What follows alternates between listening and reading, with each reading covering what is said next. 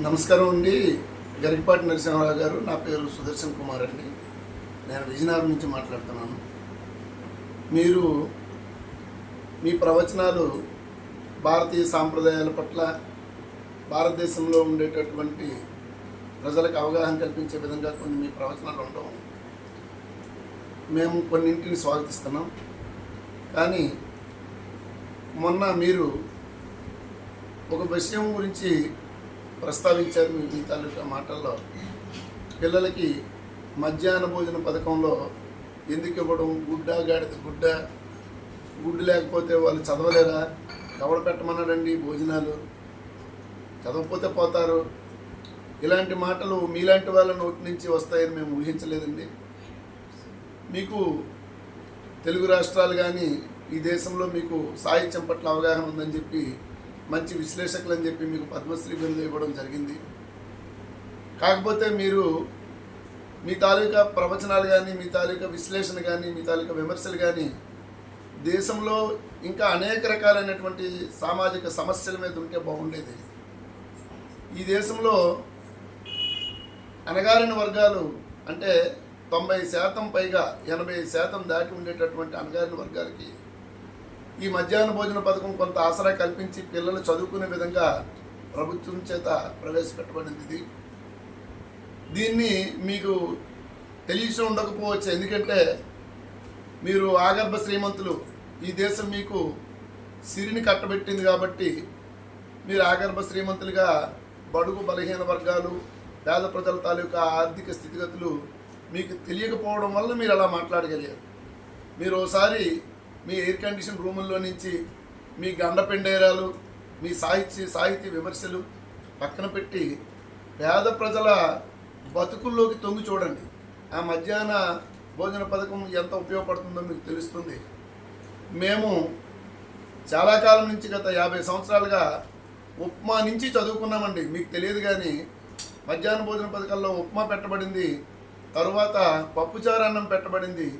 ఇప్పుడు ప్రభుత్వము ఈ బలహీన వర్గాలు ఆర్థిక పరిస్థితి బాగులేకపోవడం వల్ల పిల్లల్లో పోషక విలువలు నశించిపోతున్నాయని భావించి వాళ్ళు శారీరకంగా ఎదగలేకపోతున్నారని ఆలోచించి ప్రభుత్వము ఆ గుడ్డు అనేటటువంటిది ఆ భోజనంలో పెట్టడం జరిగింది. దాన్ని కూడా మీకు ఇబ్బందిగా కనిపిస్తుందంటే చాలా బాధాకరమైన విషయం అండి అది. మీలాగా మేము నెయ్యి కానీ, కందిపప్పు కానీ, అవసరానికి మించిన పోషక విలువలు కలిగినటువంటి భోజనాలు ఎక్కడి నుంచైనా తెప్పించుకొని తినగలిగే ఆర్థిక స్తోమత మీకుంది. కానీ మా బడుగు బలహీన వర్గాలకి అది లేదండి.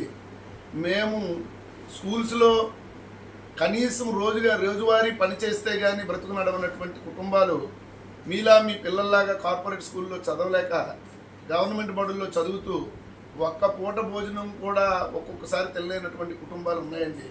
అవి మీకు తెలియవు. వాళ్ళ కోసము వాళ్ళు ఒక మధ్యాహ్నం భోజనమైనా చదువు పెడితే వాళ్ళు చదువుకుంటారనేటటువంటి ఆశతోటి ప్రభుత్వం ఒక మంచి పథకాన్ని పెడితే దాన్ని మీరు అందులో బల్లిపడింది, లేకపోతే ఎలగపడింది, లేకపోతే నల్లిపడిందని ఎద్దేవా చేస్తూ మాట్లాడారు. బల్లిపడినా, ఎలగపడినా, నల్లిపడినా మేము తీసి తినడానికి సిద్ధంగా ఉన్న ఆర్థిక స్థితి లేనటువంటి వాళ్ళమండి.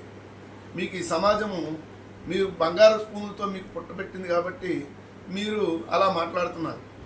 కానీ ఆ మధ్యాహ్న భోజన పథకాన్ని విమర్శించడమే కానీ మీకు మరి ఈ ప్రభుత్వ పథకాల్లో ఏది దుర్వినియోగమైనటువంటి పథకాలు ఏవి కనిపించలేదా మీకు?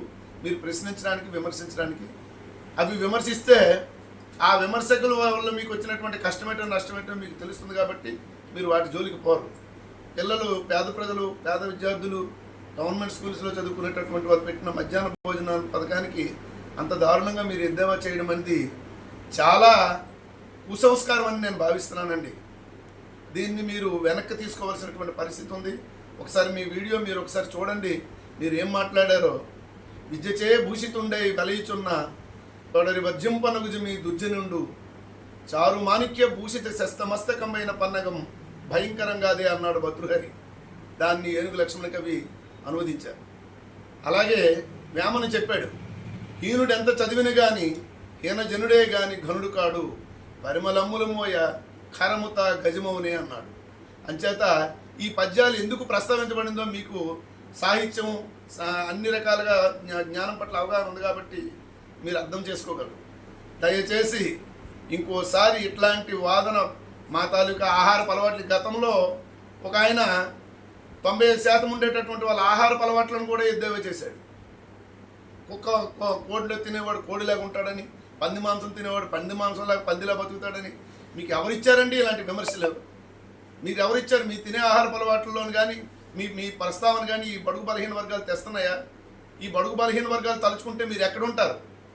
ఏసీ రూముల్లో ఉండేటటువంటి వాళ్ళకి, గండపిండారాలు తొలగించినటువంటి వాళ్ళకి, పద్మశ్రీలు సాహితీ పురస్కారాలు పొందినటువంటి వాళ్ళకి మా కష్టాలు, మా ఆహారపు అలవాట్లు, మా బాధలు మీకు తెలియవు. అందుకనే అంత దారుణంగా విమర్శిస్తున్నారు. మీరు దీన్ని వెనక్కి తీసుకోకపోతే మాత్రము ఇది చాలా పెద్దగా ఉద్యమం చేయక తప్పదండి. జై భీమ్.